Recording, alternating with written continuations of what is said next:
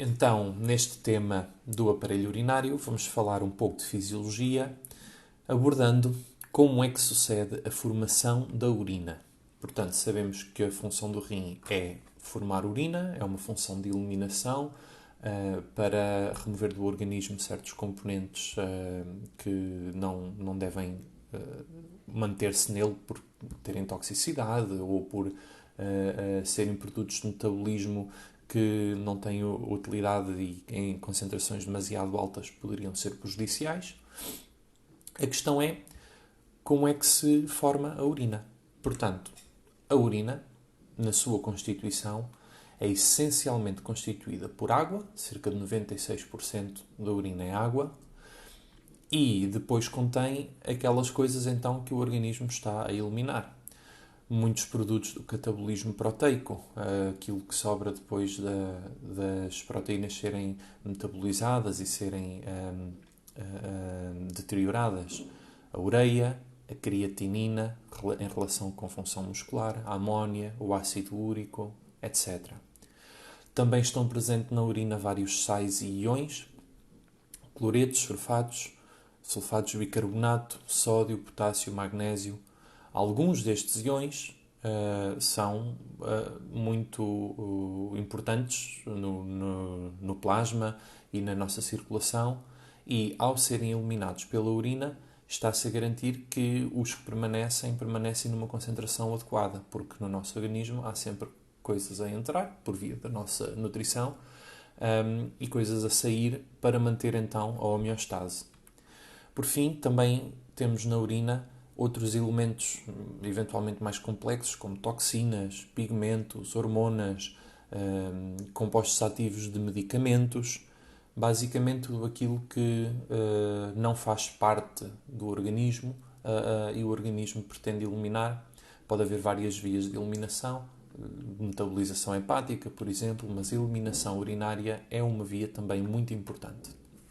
Então, como é que funciona este processo para a formação da urina? A formação sucede então no nefrónio e ocorre em 3 etapas. A primeira etapa, que tem lugar no glomérulo, é a filtração glomerular, e depois, numa fase do tubular, portanto nos túbulos contornados proximal, distal e na ança dele, temos a reabsorção tubular e a secreção tubular. O resultado destes processos vai ser a produção de aproximadamente 1500 cm3 de urina por dia, isto é mais ou menos 1,5 litro. Naturalmente, a quantidade de urina produzida vai variar de acordo com o volume de água ingerido, pois se houver uma ingestão de grande quantidade de água que não seja perdida por outros meios, como por exemplo transpiração, esta água vai sair pela urina também, levando a um volume maior. Ou se houver ingestão de muito pouca água, a urina será mais concentrada e em menor quantidade. Portanto, quanto mais urina produzimos, quanto mais água libertamos na urina, mais diluídos os solutos vão sair nela. E isto é possível devido à capacidade que o rim tem de gerir a concentração da urina que produz. Então, a primeira etapa é a filtração glomerular. O que é que acontece aqui? Vai-se formar um filtrado, e este filtrado é relativamente inespecífico. Basicamente, vai passar o sangue sendo empurrado através de uma rede e vai sair tudo o que cabe pelos buraquinhos da rede. Portanto, vamos ter o plasma normal que existe no sangue, mas sem proteínas. E só o plasma porquê? Porque também não vão sair células. Se nós pensarmos aqui na rede, basicamente os elementos figurados, as células do sangue e as proteínas muito grandes, não atravessam porque não cabem nas aberturas da rede. Já as proteínas mais pequenas, que até caberiam nessas aberturas, acabam por não atravessar também, porque as proteínas em geral têm cargas negativas e a rede também vai ter cargas negativas. Então, como estas cargas se repelem, acaba por não atravessar uma quantidade significativa de proteínas. Portanto, o filtrado glomerular é basicamente tudo o que havia no plasma do sangue, sem as proteínas. E o que é esta rede? Esta rede é aquilo que vamos designar por membrana de filtração glomerular, que já vamos perceber melhor o que é que contém, e aquilo que empurra é a pressão de filtração glomerular. Também já vamos perceber um bocadinho melhor. Então, vamos falar da membrana de filtração glomerular.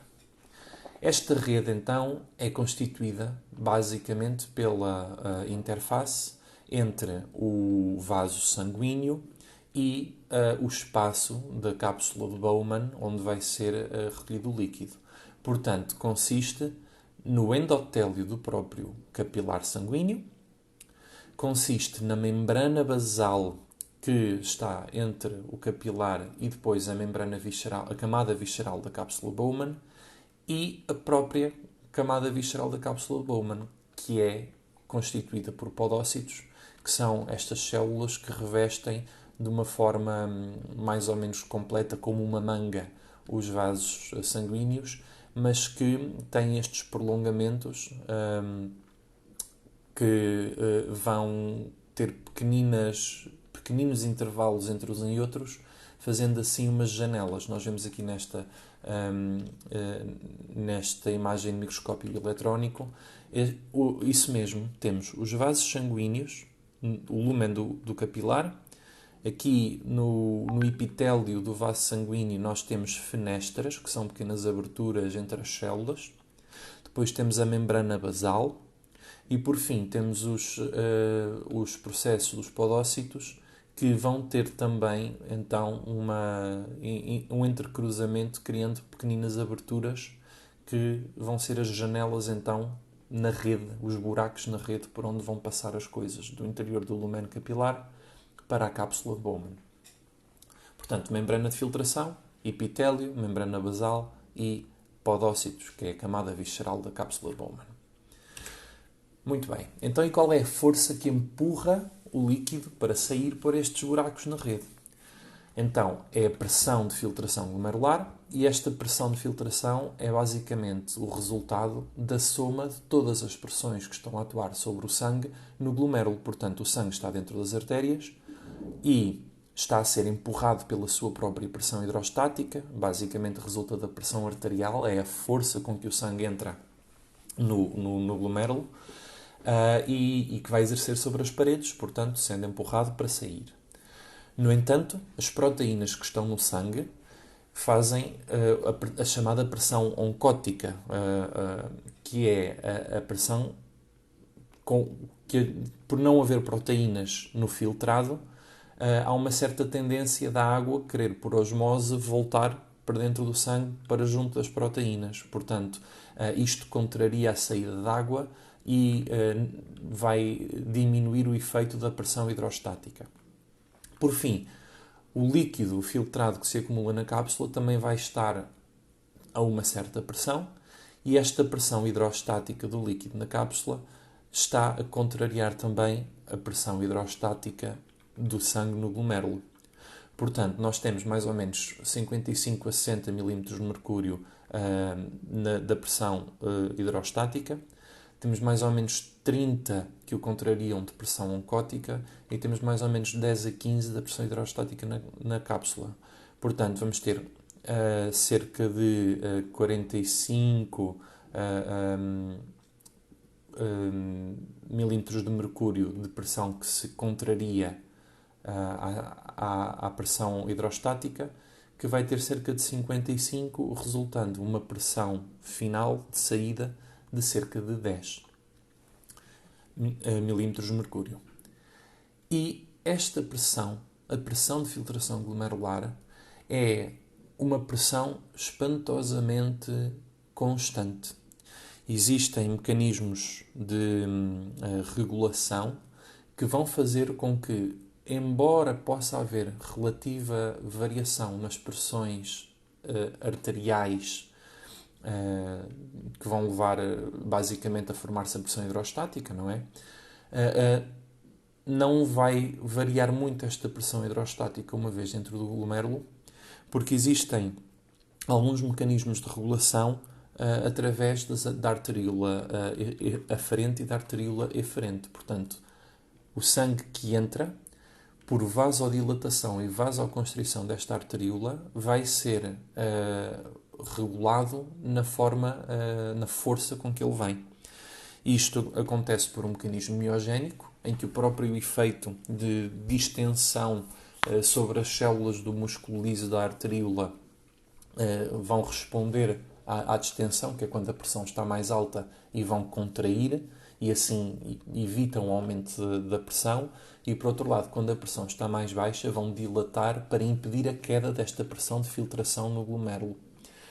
Por outro lado, também existe um mecanismo de feedback tubulo-glomerular, em que a mácula densa vai ter sensibilidade à concentração dos solutos, nomeadamente do sódio e dos íons de cloro, e quando a concentração está muito elevada, eles promovem a contração da arteríola aferente, porque essa concentração muito alta significa que está a haver muita filtração, e então, ao contrair, estamos a baixar um bocadinho a pressão de filtração. E com isto vai-se manter sempre relativamente estável.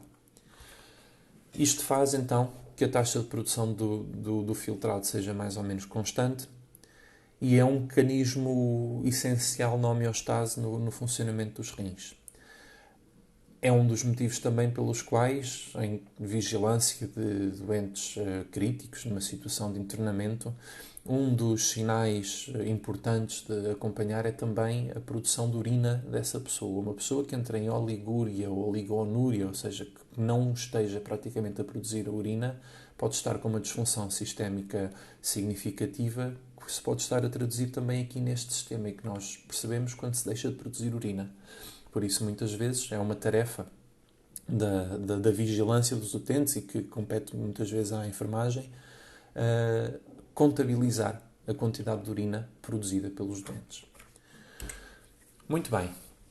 Então, falamos sobre a filtração glomerular. Passamos da fase glomerular e vamos entrar na fase tubular. O que é que acontece na fase tubular? Vai acontecer reabsorção e também secreção a nível tubular. E então vamos reparar.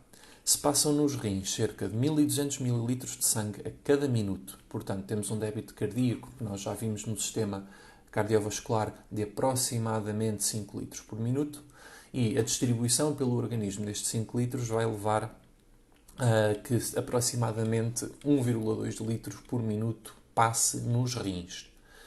Desta quantidade de sangue que passa pelo rim, são filtrados cerca de 125 ml por minuto, portanto, na fase glomerular, naquela fase da filtração que acabámos de falar.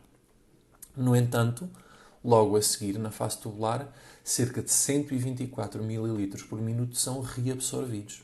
Ou seja, mais de 99% de todo o filtrado volta a entrar no sangue.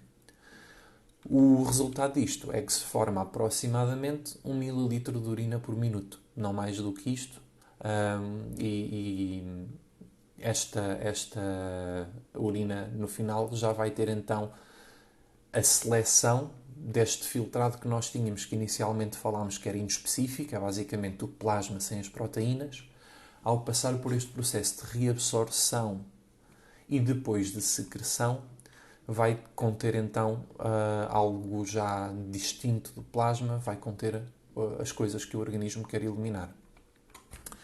E então, portanto, falámos disso mesmo, que a filtração glomerular é relativamente inespecífica, e na fase tubular temos estes vários processos que vão recuperar, ou seja, reabsorver o que o organismo não quer desperdiçar, e vão eliminar, ou seja, secretar aquilo que ele não precisa.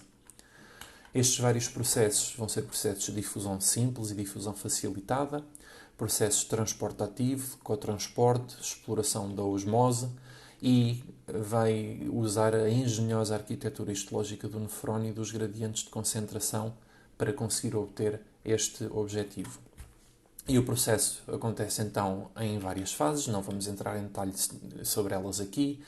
Vai haver reabsorção logo desde o túbulo contornado proximal, onde já se inicia o processo muito importante, mas esta engenhosidade histológica é impressionante aqui na zona da ansa de Henle, em que nós vamos ter uma concentração dos solutos, uma concentração da substância intersticial cada vez mais concentrada quanto mais descemos na ansa. Portanto, as miliosmoles do líquido intersticial vão ser cada vez mais significativas e concentradas quanto mais descemos.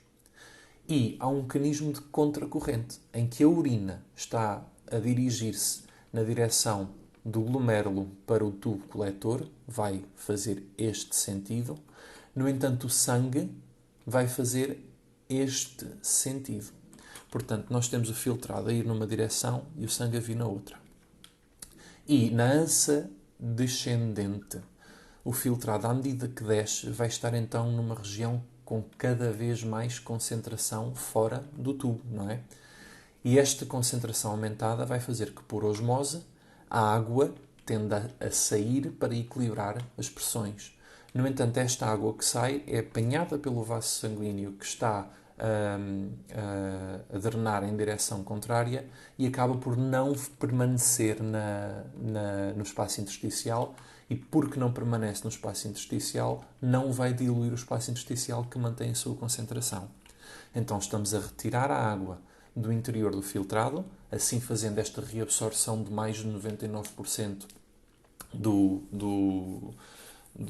que foi inicialmente filtrado, e há uma certa quantidade de solutos, também por osmose, que vão acabar por entrar. No entanto, quando nós chegamos aqui à fase em que inverte e começamos a subir na ansa Denle, vai haver uma alteração histológica e as células do ramo ascendente da ansa Denle já não vão ter permeabilidade à água.